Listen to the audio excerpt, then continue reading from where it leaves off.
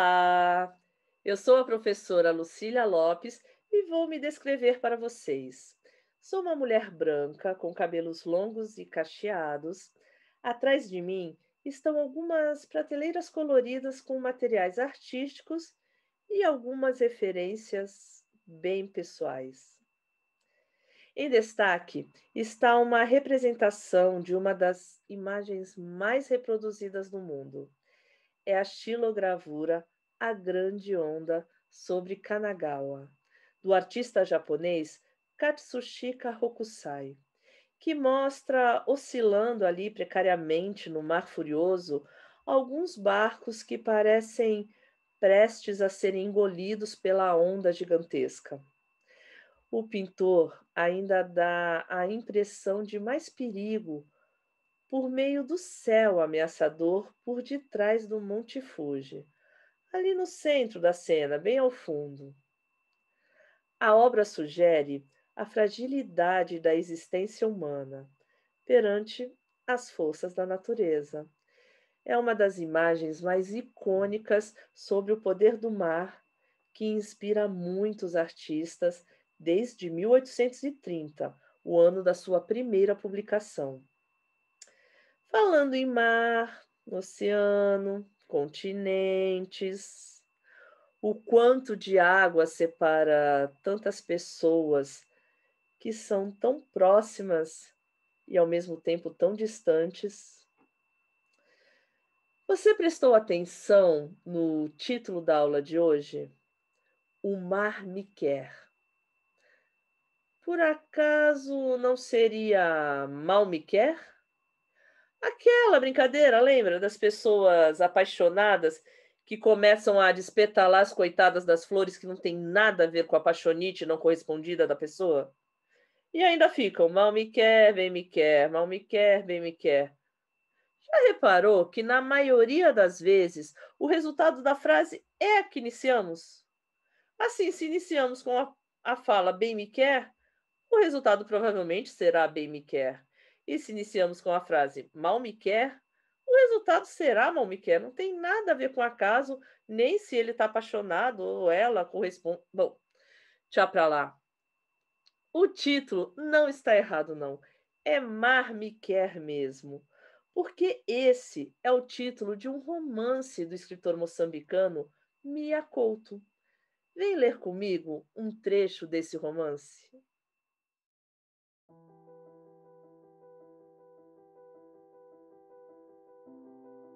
Ela chegou ao bairro depois da morte de meus pais, quando herdei a velha casa da família. Nessa altura, eu ainda pescava em longas viagens, nem notava a existência de Luarmina. Também ela, logo que desembarcou, se internou na missão, em estágio para freira. Ficou enclausurada nessas penumbras onde se murmura a conversa com Deus. Só uns anos mais tarde, ela saiu dessa reclusão e se instalou na casa que os padres lhe destinaram, bem junto à minha morada. Luarmina costureirava. Era seu sustento. Nos primeiros tempos, ela continuava sem se dar às vistas. Só as mulheres que entravam em seus domínios é que lhe davam conta. Do resto, me chegavam apenas os perfumes de sua sombra.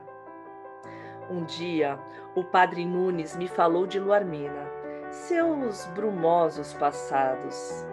O pai era um grego, um desses pescadores que arrumou rede em costas de Moçambique, ao lado de lá da Baía de São Vicente. A mãe morreu pouco tempo depois, dizem que de desgosto. Não devido da viuvez, mas por causa da beleza da filha.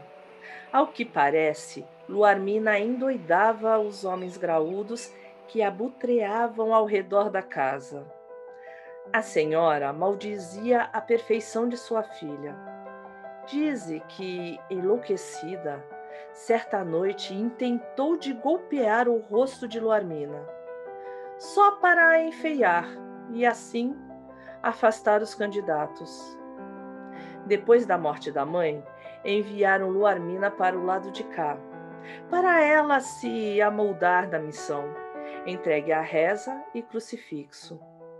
Havia que arrumar a moça por fora, engomá-la por dentro, e foi assim que ela se dedicou a linhas, agulhas e dedais, até se transferir para sua atual moradia, nos arredores de minha existência.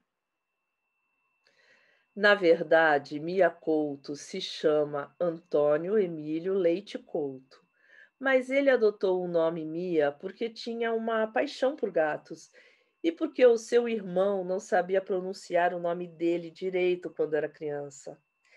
Ele é o autor moçambicano mais conhecido mundialmente na atualidade e também um ótimo contador de histórias, inventadas ou não. Preste atenção como ele relata um encontro banal que aconteceu aqui no Brasil.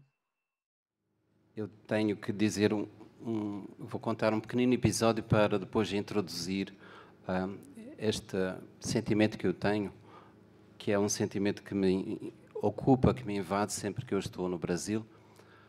Como vocês sabem, o Brasil conhece mal aquilo que a gente chama de África, que são muitas Áfricas, e conhece mal Moçambique.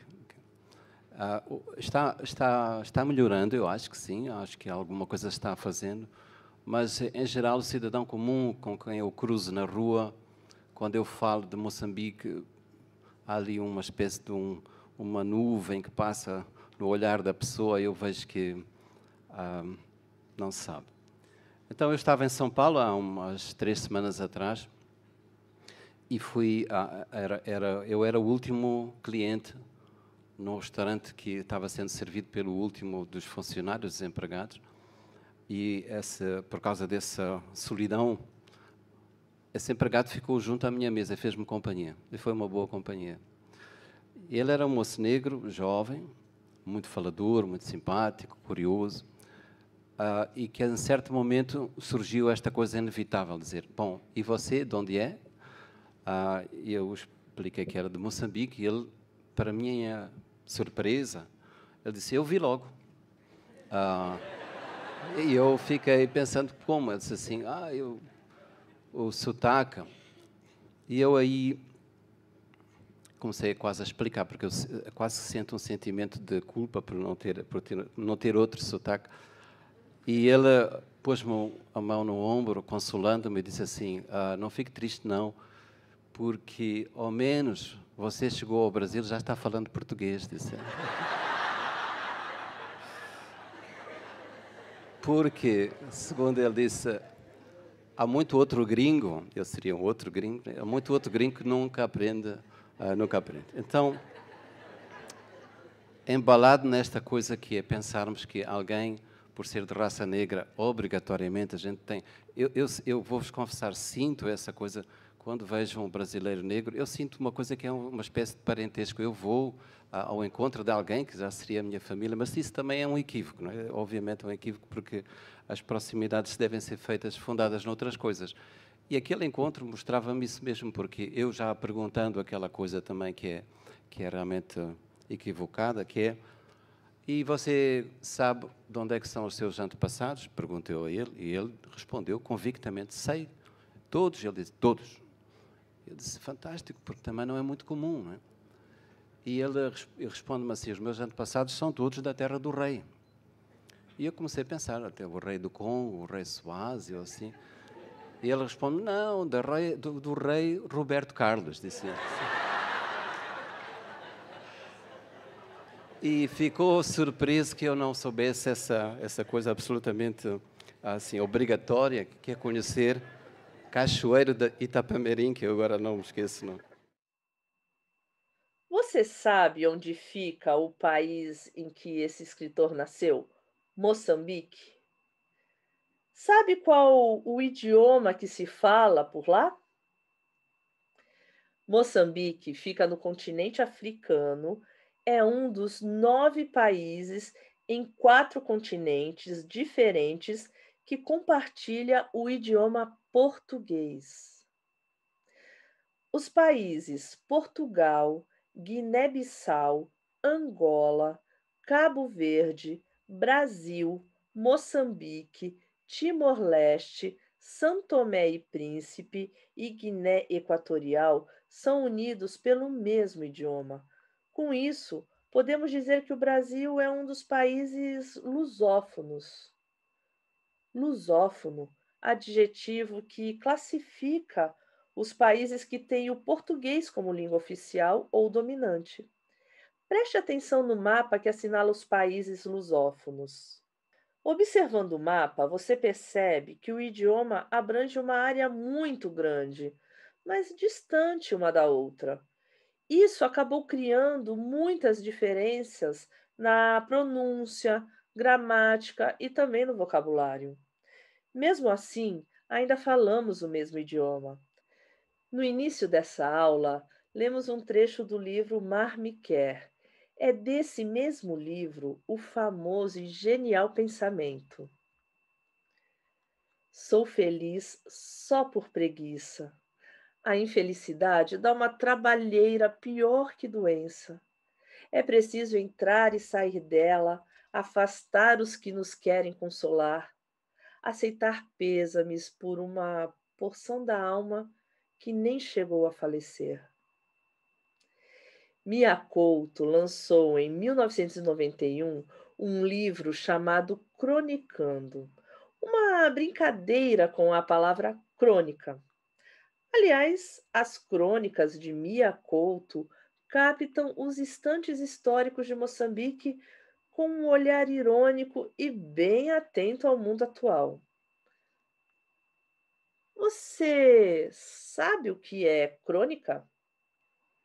Crônica é um gênero textual caracterizado por textos curtos, de linguagem simples e que retrata os aspectos da vida cotidiana, geralmente com toques de humor ou ironia. É muito comum hoje em dia encontrarmos nas mídias sociais ou mesmo naquelas mensagens familiares algumas crônicas rápidas com alguma imagem junto. Por isso, o desafio de hoje é um convite. Te convido a cronicar, ou seria passar um tempo cronicando. Quer dizer, te convido a escrever uma crônica com algo relacionado ao seu dia, que contenha um pequeno toque de humor. Pode ser uma observação de um fato que possa ter acontecido com você ou algo que você presenciou também. E mais, junte a essa crônica uma imagem que dê força ao seu texto, ou mesmo apenas uma única foto, que por si só conte uma história ou marque um fragmento da vida de alguém. Afinal, todos os dias nos deparamos com fragmentos da vida cheios de possíveis significados, de acordo com o ponto de vista de cada um que observa, é claro. E falando em inspiração, a inspiração artística de hoje traz um mar em blocos.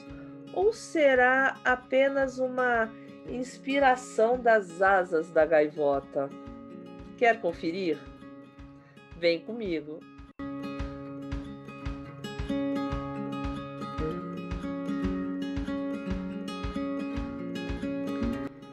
Separei materiais simples e um pedaço de papelão fino para produzir pequenos moldes em formato de ondas ou até mesmo asas de gaivotas.